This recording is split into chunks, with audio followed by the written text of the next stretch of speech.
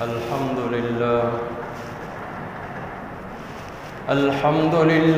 नहमदुहु व नस्तईनुहु व नस्तगफिरुहु व नु'मिनु बिही व नतवक्कलु अलैहि व नऊज़ु बिल्लाहि मिन शुरूरि अनफुसिना व मिन सय्यिआति अअमालिना मन यहदिहिल्लाहु फला मुदिल्ल लहु व मन युद्लिल्हु फला हादिय लहु व नशहदु अल्ला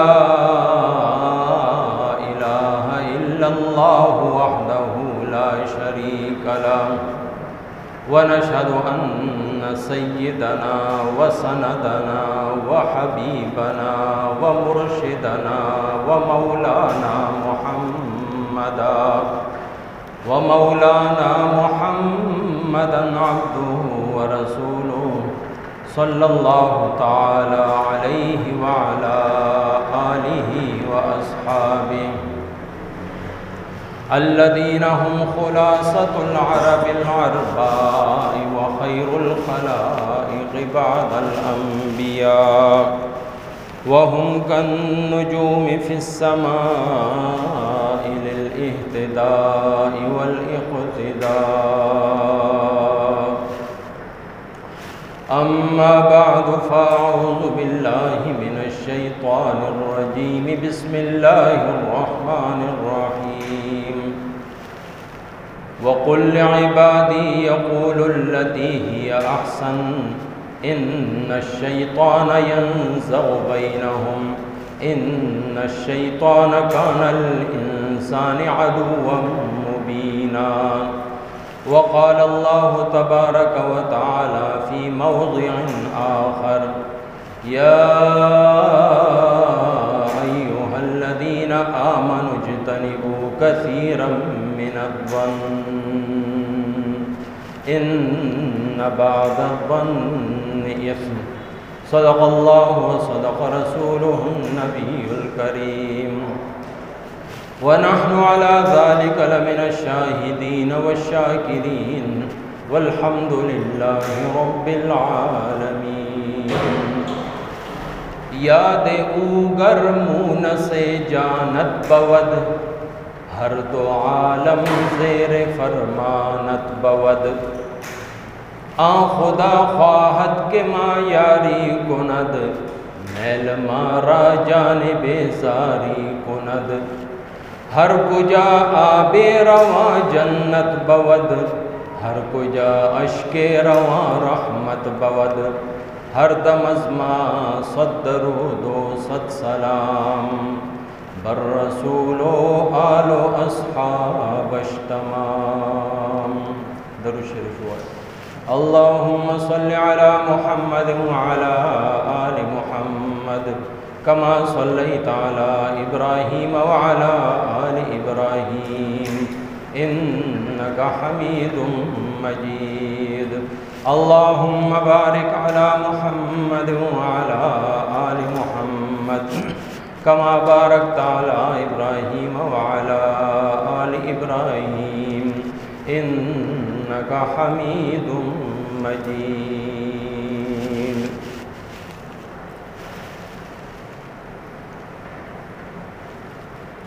नन सबा ज़माना के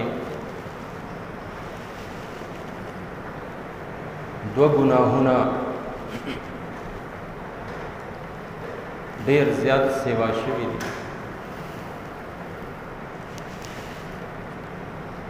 और दादा से गुनाहुना दी ची मुंगे गुनाहुम न गणो और दा आग़ीर वजह माशरा के बेचैनी रवाने तनाज़ात और झगड़े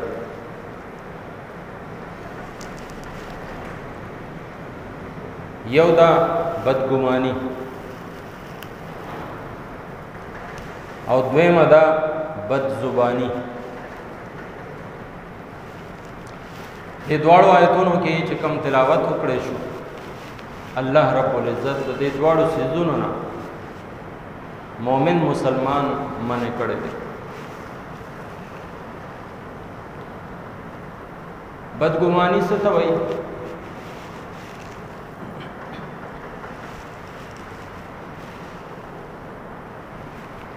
د چا باره کې انسان د ځان نه د خپل زړه نه یو خبره جوړه کړي او بیا په هغې باندې یقین وکړي چې او داسې داسې، یعنی د چا په باره کې داسې خیال راوستل چې هغه ناجایز دی، دته یقین نه وي، دته معلومات نه وي او په هغې ګمان باندې دی وچلېږي. داسې ګمان نه الله رب العزت منع فرمایلی ده، اجتنبوا کثیرا من الظن، ګمانونو نه ځان ساتئ. ولې؟ ان بعد الظن اسم، ولې چې ګمان اکثر او بیشتر ډېر ګمانونه داسې چې هغه ګناه، ښه خیال راوستل هغه ځان له خبره، هغه ګمان بد ګمان کې نه راځي. مسلمان په باره کې مونږ ته حکم هم دغه دی چې حسن ظن یعنی ښه ګمان وساتو.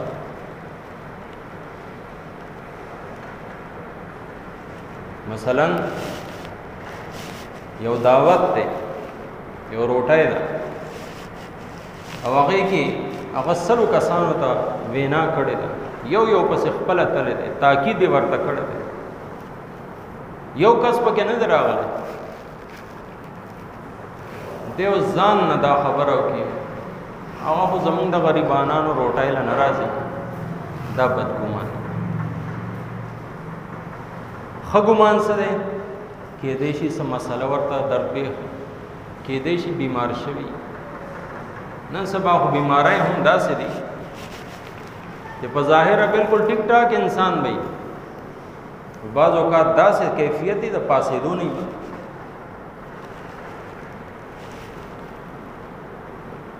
نو د ده په باره کې ګمان دا پکار و کېدی شي څه مسله یو، څه عذر یو، د خپل مسلمان ورور عذر قبلول پکار.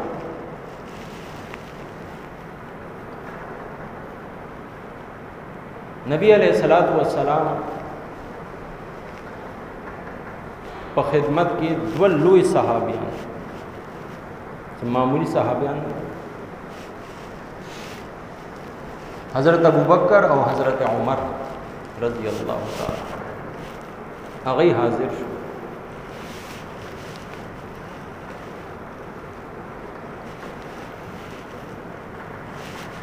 څه خبرې اترې وشوې، د خوراک څښاک خبره راله چې روټۍ خوړل پکار دی. نبی علیہ السلام فرمایل مفهوم یې داسې دی، تاسو خو خوړلې ده دواړو. هغه یې عرض وکړو یا رسول الله موږ خو هېڅ هم نه دي څه کړي. دی ورته ارشاد وفرمایل چې ستاسو غاښونو کې د غوښې هغه ذرات ماته ظاهر شو. نو بیا ورته ارشاد وفرمایل چې تاسو جمعات ته تللی وئ، هلته کې یو کس اوده و، تاسو یو بل ته ووایئ چې دی خو هر وخت اوده وي، دی خو ډېر اوده کېدونکی دی، خوب هر وخت په ده باندې غالب وي. یو معمولی جمله یې ووایي. ای دواړه په جړا شو، یا رسول الله مونږ نه غلطي وشوه، زمونږ دپاره د الله نه استغفار وکړه. دا دی څه وکړ؟ یو مسلمان ورور باندې یو ګمان یې وچلو. کېدای شي هغه دغه وخت کې بیمار و، ډېر ستړی و، ناجوړه و، تکلیف کې و، هغه ملاستي او سترګې پټې شوي.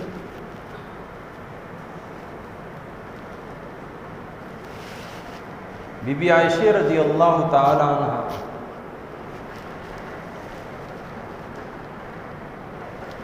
یو ځلې دا دوه درې ګناهونه داسې چې دا یو بل سره تړلي دي، بدګماني شوه، غیبت شوه، بهتان شوه. بی بی عائشہ رضی اللہ تعالی عنہ د حضرت صفیه باره کې صدا سے خبره و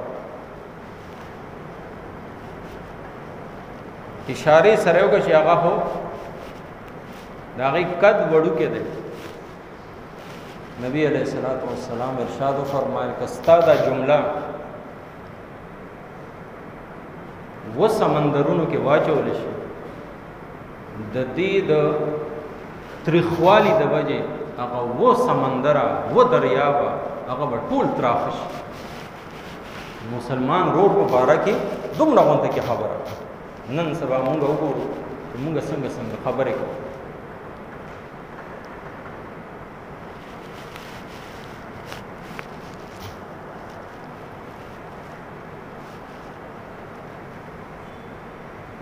نبی علیہ الصلوۃ والسلام د دې سيزونو ډیر زیات مخنیوي کو د خپل اصحابو بهترین تربیت کړ یو کس د نبی علیہ الصلوۃ والسلام په زمانہ کې هغه نه بدکاری وشو نو هغه خدا سے مسلمانانو چې سپه زړه کې به وو هغه په جواب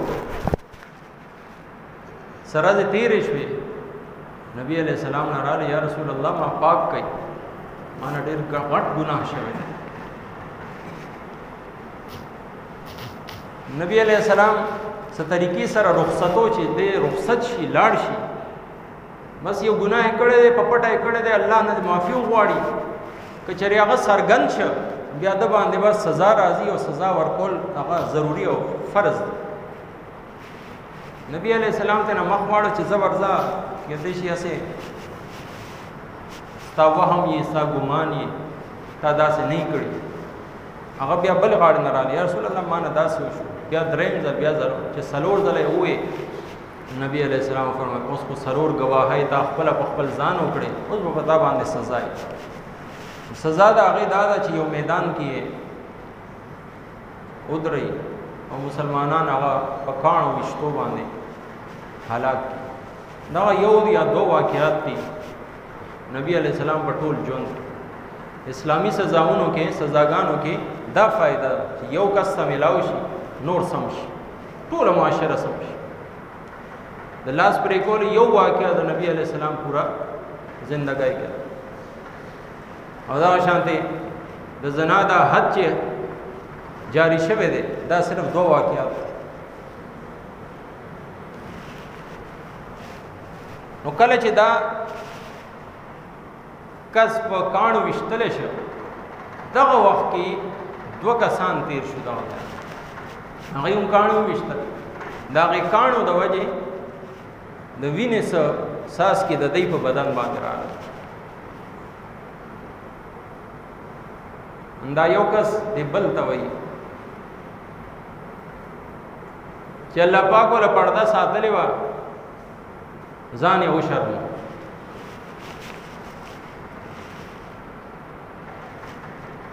دی مخ کې لاړل نبی علیہ الصلوۃ والسلام دا خبره واورېدن تیر شي مخې ته ډیران باندې یو مردار خر پروت دغه دواړه کسان را روانو رالل نبی علیہ السلام ارشاد فرمایا راځي اخري دا مردار خر چې سورځ په تیر شوی دی او بدګوئی هغه وی یا رسول الله الله تعالی دې پتا سو باندې رحم وکي دا موږ څنګه خوړې شو نبی علیہ السلام فرمایا اوس تاسو نه خوړ یا رسول الله څنګه تاسو د خپل مسلمان روډ په باره کې دا خبره ونه کړ چې ځان یې وشر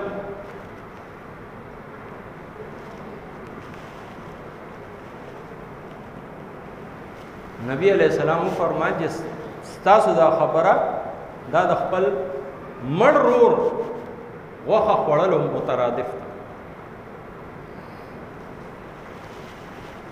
نبی علیہ السلام معراج پشپا چکلا جهنم باندې تیر شو ولدا کې یو کس یو لید چې لوی لوی نګونه دي او هغه خپل مخ او خپل سینه هغه سره ګړای او هغه غوښه بیا خوري. نبی علیہ السلام او فرمایل چې دا څوک دی؟ وی دا هغه کس دی چې خپل مسلمان رور پسې به خبرې کول. نبی علیہ السلام یو ځلې خانه کعبه چې طواف کو نو خانه کعبه ته وی اے کعبه ته ډېر اوچت شان والا ہے، ستا ډېر لوی عزت دی، ډېر لوی حرمت دی. دا چې کوم میاشت ذی الحجه دا هم ډېره حرمت والا عزت والا ده، ته هم عزت والا ہے، دا مقام هم عزت والا دی. خستانه زیات عزت د یو مسلمان دی. نو خبردار د خپل مسلمان رور بیزتی هرگز هرگز مکوه. د دې بیزتی بنیاد سے جوړیږي هغه بدګماني ده.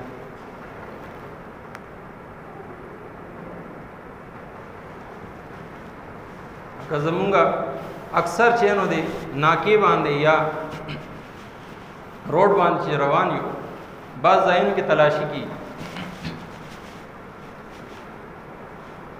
نو اس کا گاڑی لیٹ شو یا هغه تلاشۍ کې لږ لیٹ شو زمونږ ذهن ته راشي هسې ځان له کار کتل دی، پیسو له چکر دی، پیسې غوښتل غواړي د هغې دپاره چې دا طریقه دا بدګماني ده.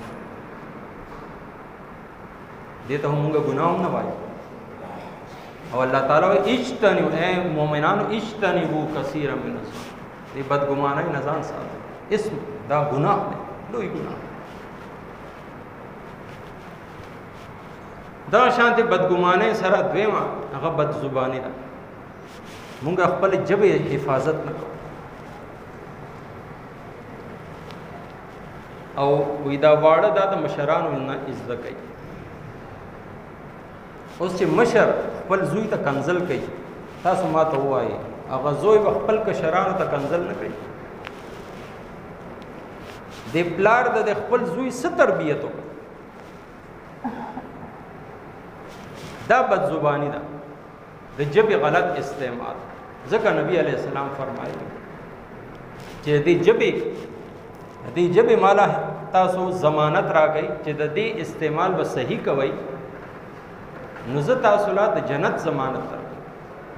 د دې ژبې د وجې اکثر زمونږ د معاشره کې وګورئ فساد د دې د وجې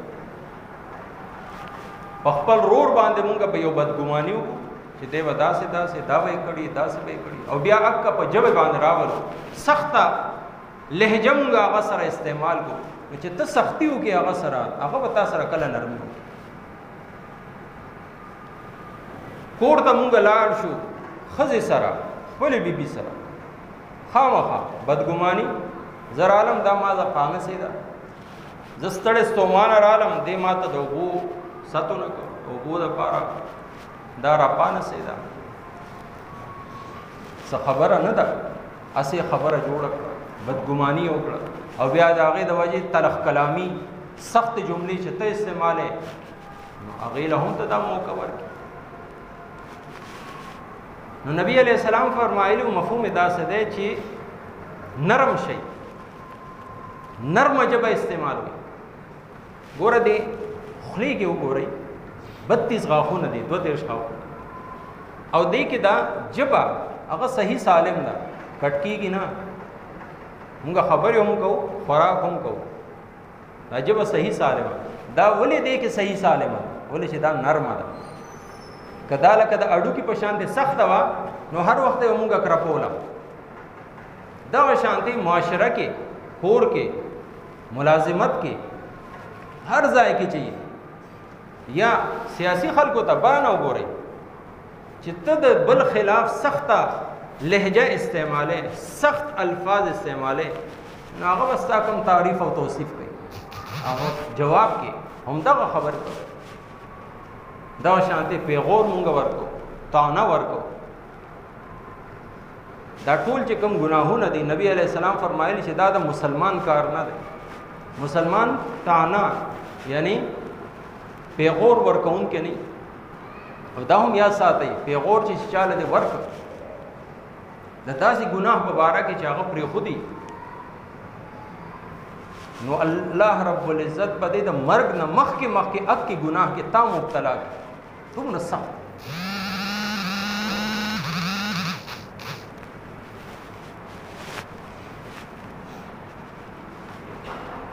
د روایاتو دو لوی امامان تیر شوي دي، امام کیسانی، امام حفظ او دا شانت نور هم دي کې یو دوه امامانو د قرآن کریم تلاوت باره کې، یعنی تلاوت کې هغه ماهرانو. یو ورځ یو مخ کې شوی دی او بادشاہ هم دی دغه ځای کې، نور خلک هم دي. قل یا ایها الکافرون یوې دې مینس کې دغه جواب بند شو، قل یا ایها الکافرون یو نه ویل شي، هغه بل صورت قل اعوذ برب الفلق یا اذا جاء شروع. نو دغه بل امام دله رستو پیغور ورکړ چې ته هم ځان ته امام وایې، خو یا ایها الکافرون په موږ کې ویلی نه شي. وایي څه موده تېره شوه، بیا دغه شان دواړه یو ځای شوي دي او بادشاه دې بل ته ویلي چې ته امامتي وکړه. هغه امامتي کوله، الحمدلله رب العالمین الرحمن الرحیم مالک یوم الدین، دې ځای نه مخکې ژبه بنده شو. آخر مجبور شوم دغه ځای سلام وګرځم، موږ هم پوره نه کړی شو. نو خلکو ته مخې او وایي چې احفظ لسانک، د خپل ژبو حفاظت کوئ. څه چې تا ووایي بل ته دغه به تا سره کېږي. دا مو وایه چې ما بل بې عزته کړ، تا خپل ځان بې عزته کړ، تا خپل ځان خراب کړ. لها ما کسبت و علیها ما اکتسبت. چا چې کوم عمل کړی دی دا عمل تا ځان د پاره وکړه، که ښه عمل دی وکړه د هغې بدله هم تا ته، که بد عمل دی وکړه د هغې سزا هم تا ته. نو ځکه دا دوه ګناهونه، بدزباني او بدګماني، یو د ژبې ګناه دی او یو د زړه ګناه دی. د دې دواړو نه موږ خپل ځان وساتو.